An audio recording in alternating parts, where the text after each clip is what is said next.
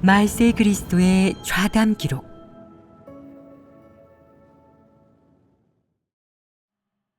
사람은 하나님 경륜의 가장 큰 수혜자이다. 여러 해 동안 하나님을 따르면서 사람은 무엇을 얻었느냐? 대부분 사람은 큰 수확을 얻었다고 말할 것이다.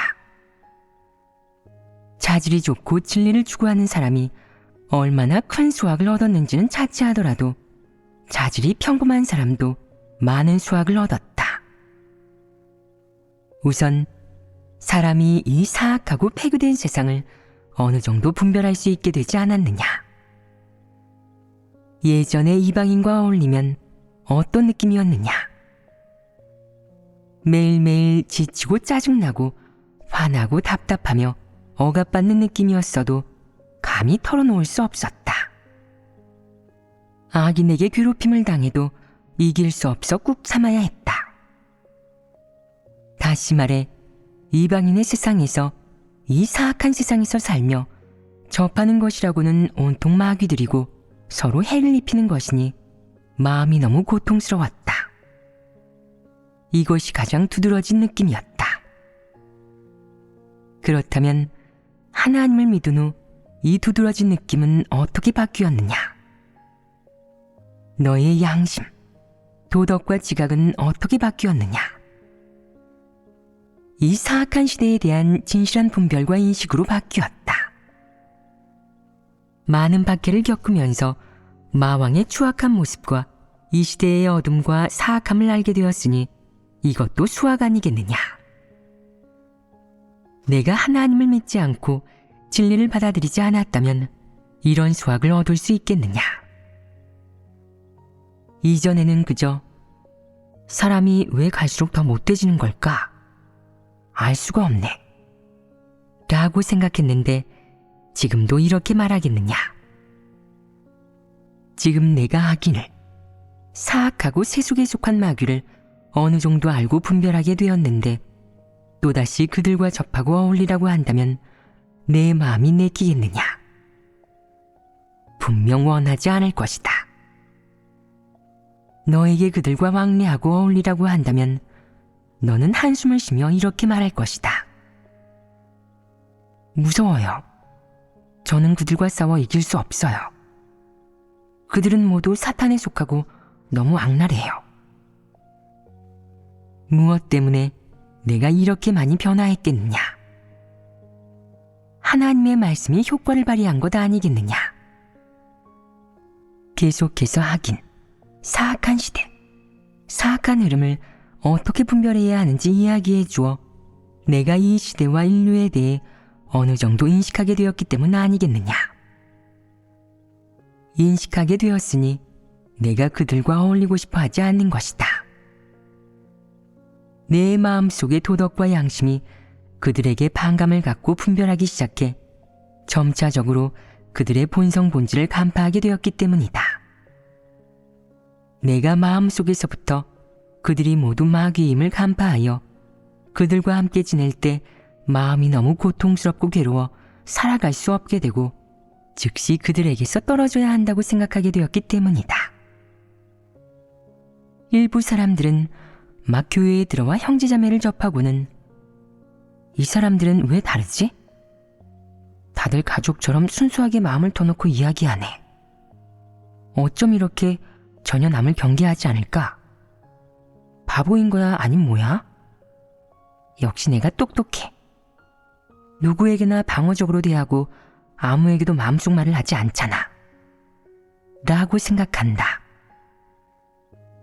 하지만 시간이 지나 그가 진리를 좀 깨닫게 되면 더는 정직한 사람이 되기를 추구하지 않고 늘 이리저리 감추면서 거짓말하고 기만하면 바로 마귀 사탄 아닌가?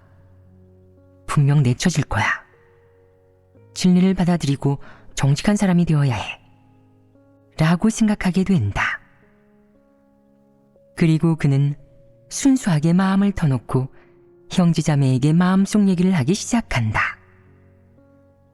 어쩌다가 거짓말을 하면 하나님께 기도하고 스스로도 거짓말을 버리고 정직한 사람이 되기 시작한다. 늘 이렇게 실행하다 보면 어느 날 문득 이렇게 사는 것이 정말 좋다고 느끼게 된다. 지치지도 않고 억압받지도 않으며 고통도 전혀 없는 데다가 마음이 해방되고 자유로워 평안하고 즐거운 느낌을 받는다고 말이다. 그 후로 그는 마음속으로 생각하는 것들을 모두 형제자매와 순수하게 터놓고 교제할 수 있게 된다. 오직 하나님 집만이 진리의 환경을 갖추고 있고 하나님 말씀이 권세를 잡고 있으니 이곳이야말로 진정한 청정지역이야. 오직 하나님 집에서만 사람이 점점 사람답게 살 수 있어. 내가 진정으로 이런 느낌이 든다면 너는 하나님을 떠나지 않게 된다. 이는 내가 하나님이 사랑임을 알게 되었고 또한 하나님의 사랑을 누렸기 때문이다. 이방인은 이렇게 하나님을 믿고 따르는 것을 이해하지 못한다. 그들은 이 사람들이 도대체 무엇을 하고 있는지, 왜 하나님에게 이렇게 큰 믿음을 가지고 있는지, 왜 이렇게 어려운 상황에서도 예배를 계속하는지 이해하지 못한다.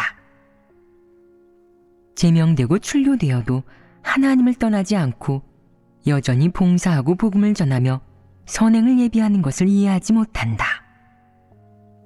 그중 어떤 사람들은 떠나면 하나님의 징벌을 받을까 두려워 하나님을 떠나지 못하는 것일 수도 있다. 내가 진실을 말해주겠다. 마음 놓고 떠나라. 하나님은 징벌하지 않고 자유를 준다.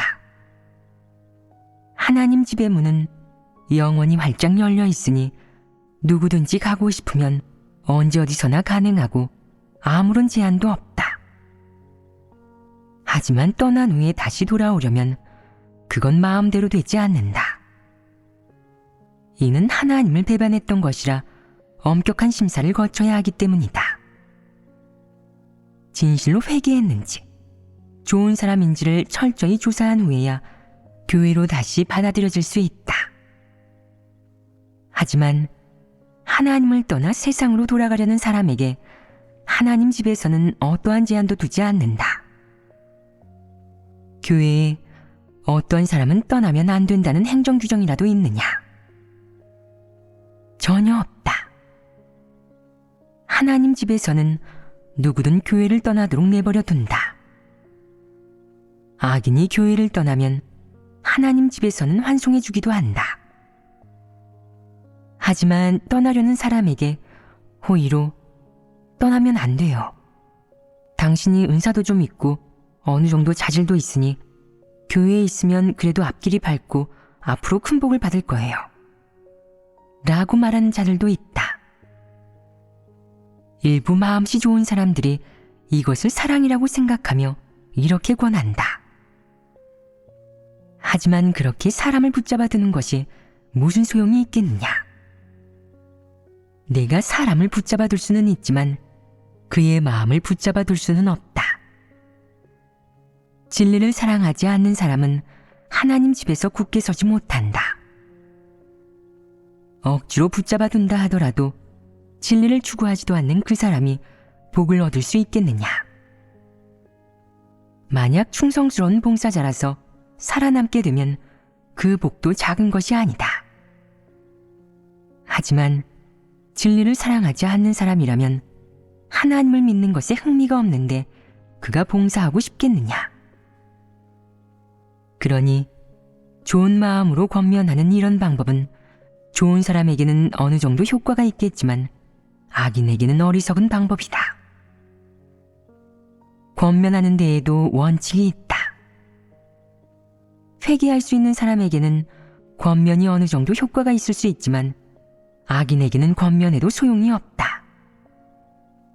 내가 권면할수록 그는 더욱 반감을 갖게 되고 화까지 내게 될 것이니 이는 분명 어리석은 행동이다. 악인에게 권면하는 것은 어리석은 짓이다. 일부 사람들은 하나님을 믿은 지 얼마 되지 않았더라도 이 몇 년 동안 하나님 말씀을 읽으며 많은 진리를 감성적이고 얕게나마 인식할 수 있게 되었고 아직 완전히 진리를 얻지는 못했지만 어느 정도 변화가 생겼으니 확실히 하나님으로부터 많은 것을 얻었다고 마음속 깊숙이 느낄 수 있다. 비록 체험인식과 간증을 명확하게 말하지는 못하더라도 너는 자신이 나쁘고 부정적인 방향으로 후진하는 것이 아니라 좋고 긍정적인 방향으로 전진하고 있음을 느낄 수 있다. 내가 끊임없이 자신에게 나는 좋은 사람, 정직한 사람이 되어야 해. 절대 간사한 사람이 되어서는 안 돼. 하나님이 혐오하는 교만하고 사악한 자가 되어서는 더더욱 안 돼. 나는 하나님을 만족케 하는 사람이 될 거야. 라고 말하며 늘 자신을 경계하고 단속하면 몇 년 후에는 결국 자신이 사람다운 모습을 살아내고 있다고 느끼게 된다. 각 개인의 가장 진실한 느낌, 경험, 체험으로 보면 하나님의 인류 구원 사역에서 가장 큰 수혜자는 사람이다. 너희가 하나님을 믿은 이래로 지금까지 없어지고 적어진 것은 무엇이냐? 어디 한번 따져보자. 방종, 자기 마음대로 하기, 생각 없이 살기가 적어졌다. 나이트클럽이나 바에 가서 디스코를 추고 노래하는 기회가 없어졌다. 또한 사악한 흐름에 휩쓸려 먹고 마시는 기회가 없어졌다. 이런 날들은 사라졌다. 더 많이 얻은 것은 무엇이냐? 사람은 종종 하나님을 믿는 것이 매우 즐겁고 근심 걱정이 없어 평생 이렇게 살아도 좋다고 생각한다. 내가 더 많이 얻은 것은 즐거움, 행복, 평안이다. 이런 것은 매우 실속 있는 것 아니겠느냐? 어떤 사람들은 최근 2년 동안 본분이행으로 조금 힘들기는 했지만 마음은 참 편안해요. 라고 말하기도 한다.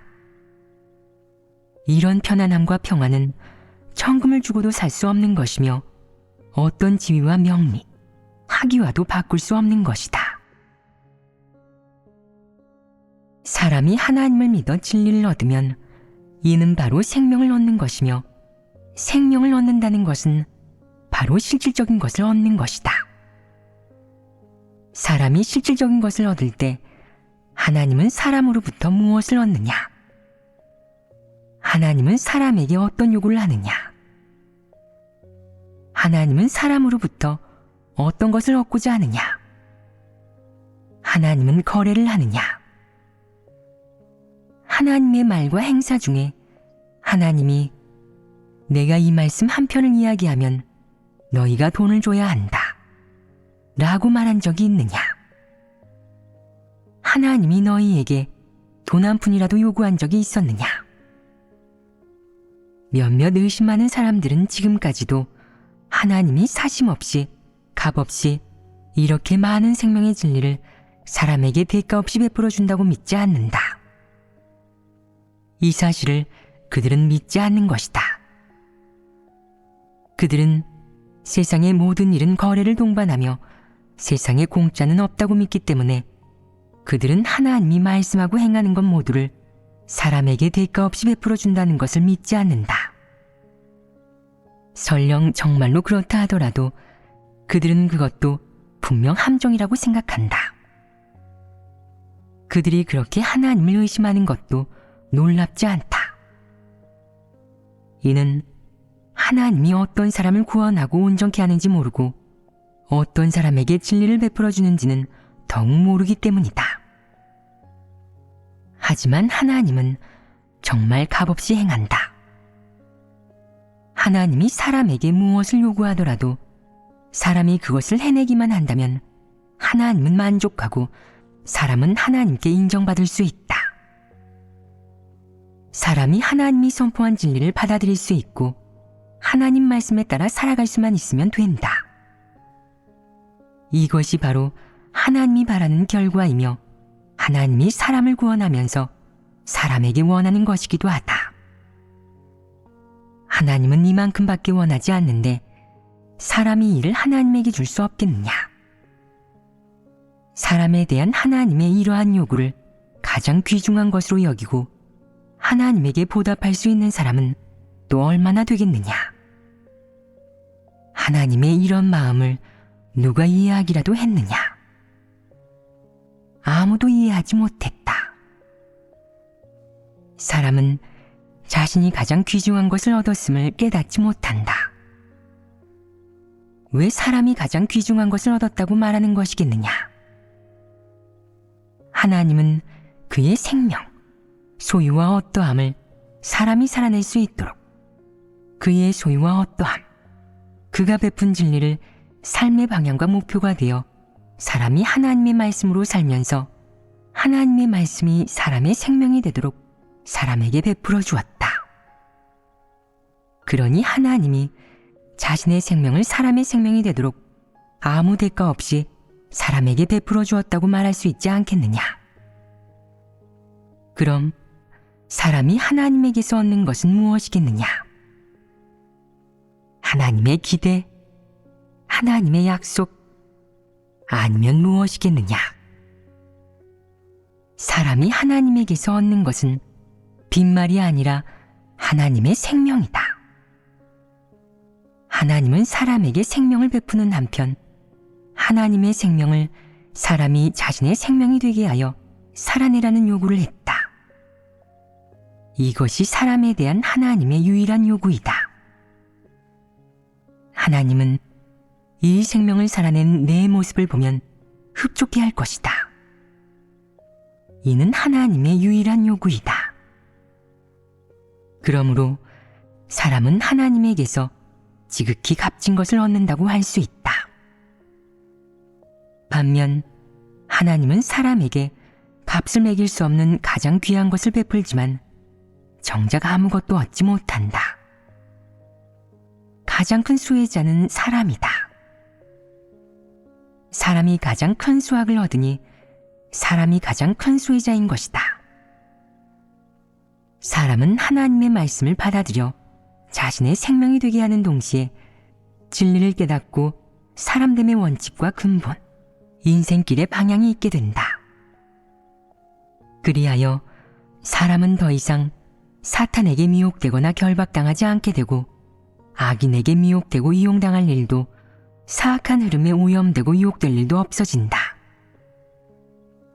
사람은 하늘과 땅 사이에서 자유롭고 해방되고 진정으로 하나님의 권세 아래에서 살면서 더는 어떤 사악한 세력과 흑암 세력의 박해도 받지 않게 된다. 다시 말해 사람은 이러한 생명을 살아내는 한편 어떤 고통도 어려움도 없이 행복하게 자유롭게 살게 되는 것이다. 하나님과의 관계도 정상이 되어 하나님을 거역하거나 대항하는 일이 없이 진정으로 하나님의 주재 아래에서 살아가게 되는 것이다. 안팎으로 모두 정당하고 올바르게 살며 진리와 인성을 갖춘 명실상부한 사람이 되는 것이다. 사람은 이렇게 큰 이익을 얻는데 하나님이 사람에게 줄 것이라고 사람이 상상하는 약속 또는 사람이 바라는 복과 이것을 비교했을 때 어느 것이 더 좋겠느냐? 어느 것이 사람에게 가장 필요한 것이겠느냐? 어느 것이 사람이 하나님께 순종하고 하나님을 경배하게 하며 하나님께 멸망당하거나 징벌받지 않고 영원히 살게 할 수 있겠느냐? 복받으려는 너의 욕망이 중요하겠느냐? 아니면 하나님이 너에게 준 생명을 진정으로 살아내는 것이 중요하겠느냐? 어느 것이 내가 하나님 앞에 나아가도록 하고 하나님이 혐오하고 버리고 징벌하지 않도록 하겠느냐? 너의 생명을 지킬 수 있는 것은 무엇이겠느냐? 하나님에게서 오는 진리를 받아들여야만 내가 이런 영원한 생명을 얻을 수 있다. 내가 이런 생명을 얻으면 너의 생명이 무한해진다. 이것이 바로 영생이다. 이 말의 이면에 담긴 의미는 바로 만약 사람이 하나님에게서 비롯되는 생명을 얻지 못한다면 사람은 다 죽게 되며 사람의 생명은 모두 유한하다는 것이다. 유한한 생명이 영생이겠느냐? 영생이 아니다. 복을 받으려는 욕망이 내가 하나님으로부터 받는 영원한 생명을 대체할 수 있겠느냐? 복을 받으려는 욕망이 사람의 죽음을 막아줄 수 있겠느냐? 이는 확실히 불가능하다. 하나님이 와서 이렇게 많은 진리를 선포하여 사람이 모두 하나님에게서 생명을 얻게 될 때, 하나님이 주신 영원한 생명을 얻게 될 때, 즉 사람이 영생을 얻게 될 때 하나님이 바뀌겠느냐? 이론적으로 말하면 하나님의 인류 구원이라는 거대 공사 덕분에 사람은 죽지 않고 영원히 살 수 있는 자격을 갖게 된다. 이런 측면에서 보면 하나님은 그의 소망을 이루고 6천년의 경륜인 인류 구원 사역을 완수한 듯하다.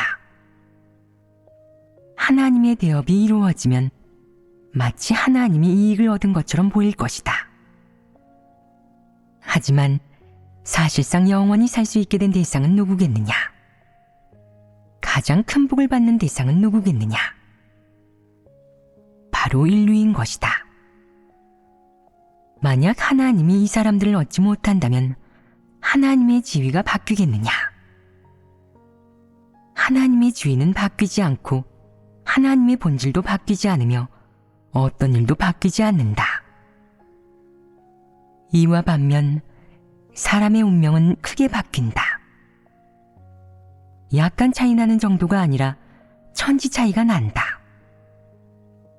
하나는 영원한 죽음이고 다른 하나는 영원한 삶인데 사람은 무엇을 선택하겠느냐? 하나님은 무엇을 보고 싶어 하느냐? 사람에 대한 하나님의 가장 큰 기대는 무엇이냐? 하나님은 왜 이렇게 큰 대가를 치르느냐? 하나님은 자신의 생명을 값없이 사람에게 베풀어 주면서 아무런 요구도 하지 않고 어떠한 거래도 없다. 추가적인 요구도 없이 단지 사람이 하나님의 말씀을 마음속에 받아들이고 하나님의 요구대로 사람답게 살아가길 바랄 뿐이다. 그러면 하나님의 사역이 결실을 맺고 하나님의 소망이 이루어지는 것이다. 하지만 사람은 속이옹졸해 사람이 먹고 마시고 진입하게 하고 또 버리고 헌신하게 하며 자신을 저버리고 내려놓고 계속 하나님을 경배하도록 하나님이 이렇게 많은 말씀을 하는 이유는 하나님이 큰 이익을 얻기 때문인지도 모른다고 생각한다. 이것이 사실이겠느냐?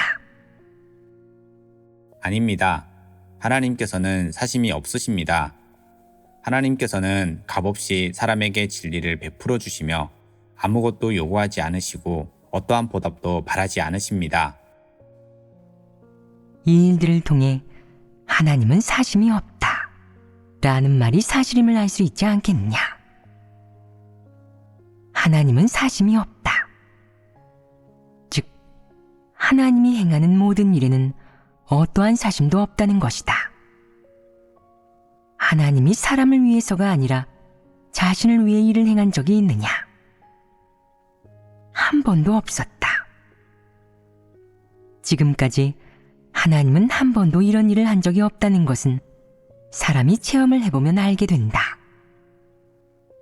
하나님은 사람이 진리를 깨닫고 하나님에게서 오는 생명을 얻을 수 있도록 하는 동시에 또 다양한 환경, 사람, 일, 사물을 배치해 사람이 본분을 이행할 적절한 시기를 제공한다.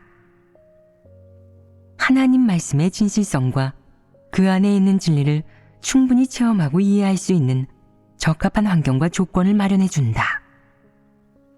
또한 책망, 징계, 시련, 연단, 일깨움, 권면, 그리고 교회 생활, 형제자매 사이 상호 교제하거나 붙들어주고 도와주는 것과 같은 다양한 방식으로 사람이 하나님의 뜻을 깨닫고 하나님의 마음을 오해하지 않고 올바른 길을 걷게 한다. 하나님이 이런 일을 하면서 사람에게 어떠한 별도의 요구를 하느냐? 사람에게 하나님을 위해 특별히 무엇을 하라고 요구하느냐?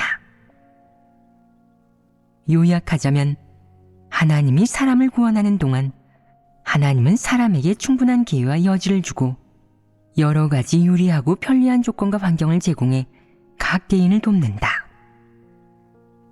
또한 각 개인을 정결케 하여 마지막에 온전케 할 수 있는 일부 사람들을 온전케 하는데 진리를 사랑하고 진리를 추구하는 사람을 온전케 하는 것이다.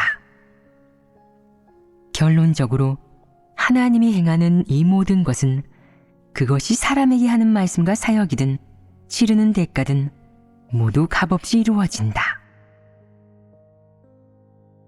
사실 하나님이 얼마나 오랫동안 사역을 했든 사람이 하나님 말씀을 얼마나 깨달을 수 있든 얼마나 진리를 실행할 수 있든 하나님으로부터 얼마나 생명 공급을 받았든 인류 가운데 진정으로 하나님과 대화할 수 있는 사람이 있겠느냐?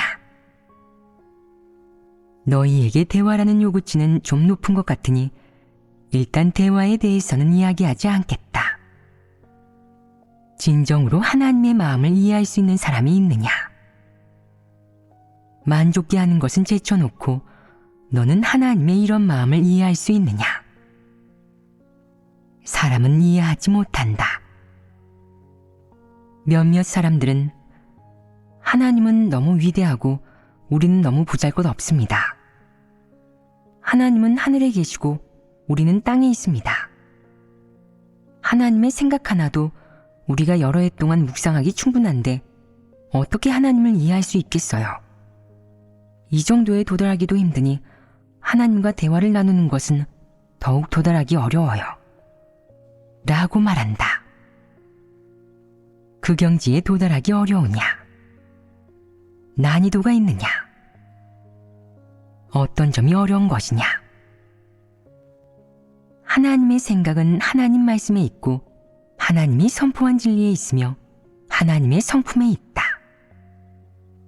사람이 진리를 추구하지 않고 진리를 깨닫지 못하고 하나님에게서 오는 진리와 생명을 얻지 못한다면 사람은 영원히 하나님을 이해할 수 없을 것이다. 사람이 하나님을 이해할 수 없다면 사람은 결코 하나님 앞에 나아가 하나님과 대화를 나눌 리가 없으며 하나님과 대화할 수 있는 사람도 없을 것이다. 대화란 무엇이냐? 마음을 열고 마음을 나누는 것이다. 너희는 대화를 할 줄 아느냐? 부모님이나 형제자매, 가까운 친구와는 마음을 나눌 줄 알지만 하나님과는 영원히 마음을 나눌 줄 모른다. 무엇이 문제인 것이냐? 하나님의 마음을 이해하지 못하기 때문입니다. 왜 하나님의 마음을 이해하지 못하느냐? 사람이 하나님에 대한 진실한 인식이 없기 때문입니다. 그것이 주된 이유 중 하나이다. 사람은 하나님의 마음을 이해하지 못하며 하나님의 마음을 모른다. 하나님이 마음속으로 무슨 생각을 하는지, 무엇을 사랑하고 미워하는지, 무엇 때문에 근심하고 괴로워하는지 모른다. 내가 이것들을 이해하지 못한다면 그것은 내가 하나님 말씀에서 진리와 생명을 얻지 못했다는 증거이다. 또한 너의 마음이 여전히 하나님에게서 멀리 떨어져 있다는 증거이기도 하다. 하나님과 멀리 떨어져 있다는 것은 무슨 의미이냐? 우선 사람의 마음 속에 하나님의 지위가 전혀 없으며 자기 삶의 주인은 여전히 자기 자신이라는 의미이다. 이렇게 되면 언제 어디서든 하나님을 거역하고 대적할 수 있고 심지어는 하나님을 저버리고 떠날 수도 있다. 어떤 사람들은 재난이나 재앙이 닥치면 하나님을 오해하고 원망하며 하나님을 판단하고 부인하는 말을 한다. 이러한 사람은 이미 하나님을 대적하고 배반한 것이다. 이 말은 모두 사실이다. 하나님 입장에서 사람이 이런 내적 상태에서 살아가는 것이 좋은 것이겠느냐? 좋지 않습니다. 왜 좋지 않으냐? 이는 하나님께서 원하시는 것이 아니고 하나님께서 보시고자 하는 것도 아니기 때문입니다. 그것이 한 가지 측면이다. 하나님은 그러한 것들을 보고 싶어 하지 않는다. 그렇다면 하나님은 마음속으로 어떤 느낌이 들겠느냐? 먼저 가슴 아파한다.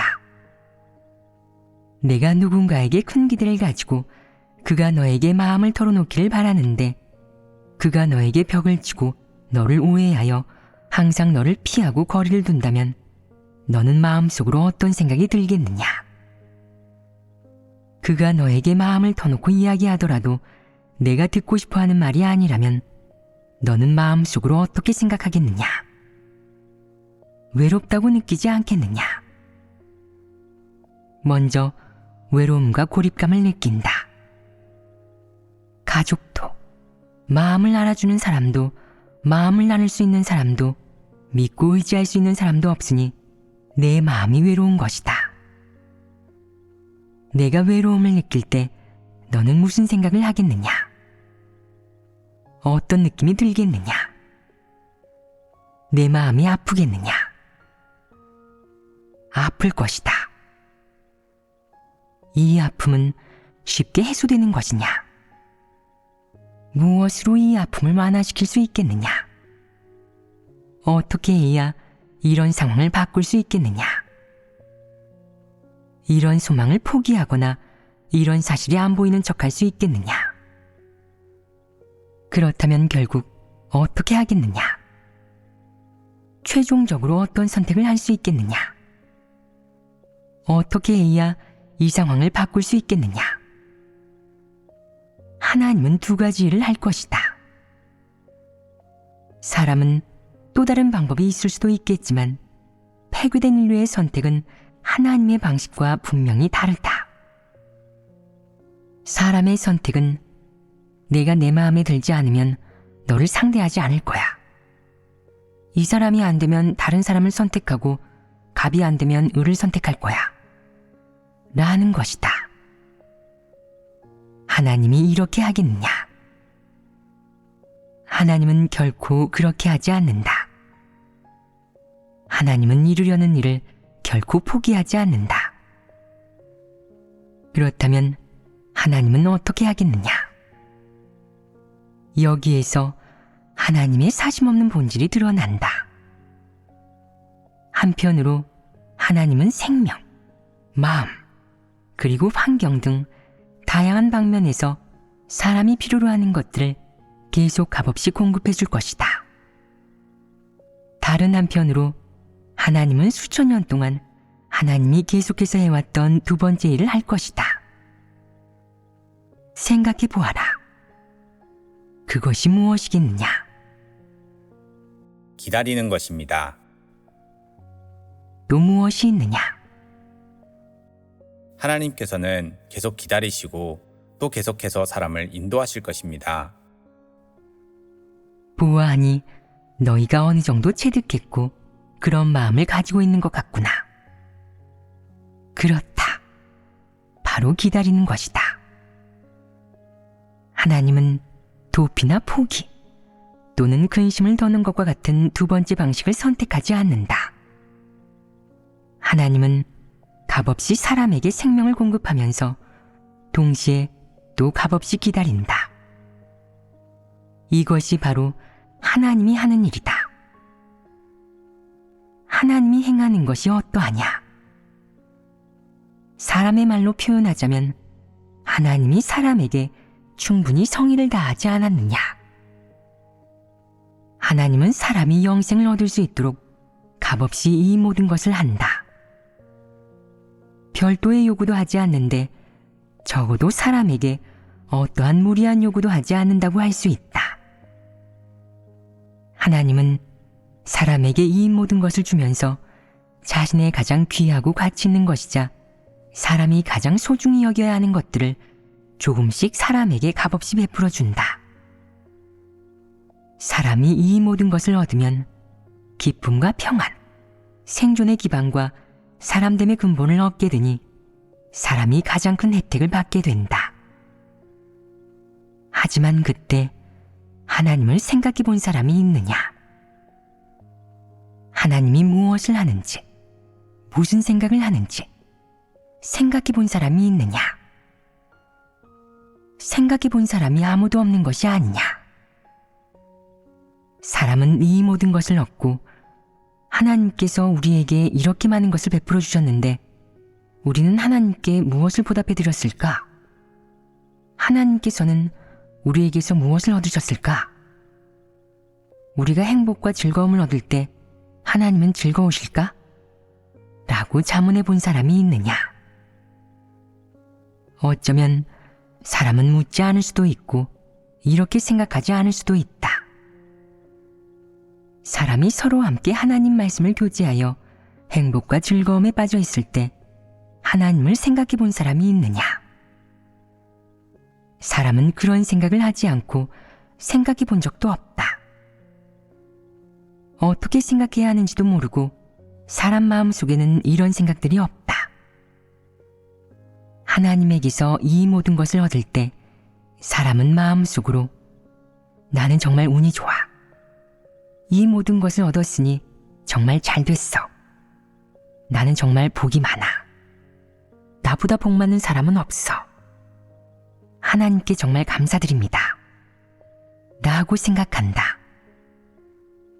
사람은 감사의 말 한마디만 할 뿐이고 감사하는 마음밖에 없다. 사람의 마음이 얼마나 진실하고 열정적이든 사람이 이미 짊어질 수 있다고 생각하는 짐이 얼마나 크든 자신이 깨달았다고 생각하는 진리가 얼마나 많든 하나님을 위해 할 수 있다고 생각하는 것이 무엇이든 하나님은 사람 옆에서 여전히 외롭다. 왜 외롭다는 것이겠느냐? 왜냐하면 처음부터 끝까지 하나님이 사람에게 베풀어 주는 것이 무엇이든 하나님이 사람에게 무엇을 하든 하나님이 어떤 형식으로 사람에게 나타나고 어떤 방식으로 사람에게 역사하든 하나님은 사람에게서 고립되어 있기 때문이다. 그렇지 않으냐? 그렇다면 언제쯤 되어야 이런 상황이 바뀌어 하나님이 더 이상 기다리지 않아도 되고 외로움도 느끼지 않겠느냐? 그러니까 사람이 어떤 일을 하고 사람의 분량이 어느 정도여야 이런 상황과 내적 상태를 바꿀 수 있겠느냐? 이는 누구에게 달려 있느냐? 사람의 추구에 달려 있습니다. 이는 결국은 정말 하나님이 아닌 사람에게 달려 있다. 이전에 말했던 대로 사람이 하나님과 대면하고 마음을 나누어 마음의 장벽이 없어지면 하나님과 대화할 수 있고 하나님의 마음을 이해하게 되면 하나님이 무슨 생각을 하고 무엇을 하고자 하는지, 하나님이 무엇을 좋아하고 무엇을 혐오하는지, 하나님이 무엇 때문에 근심하고 무엇 때문에 걱정하는지를 알게 되면 하나님은 더 이상 외롭지 않게 될 것이다. 사람이 이렇게 할 수 있다면 사람도 진정으로 하나님께 얻어진다.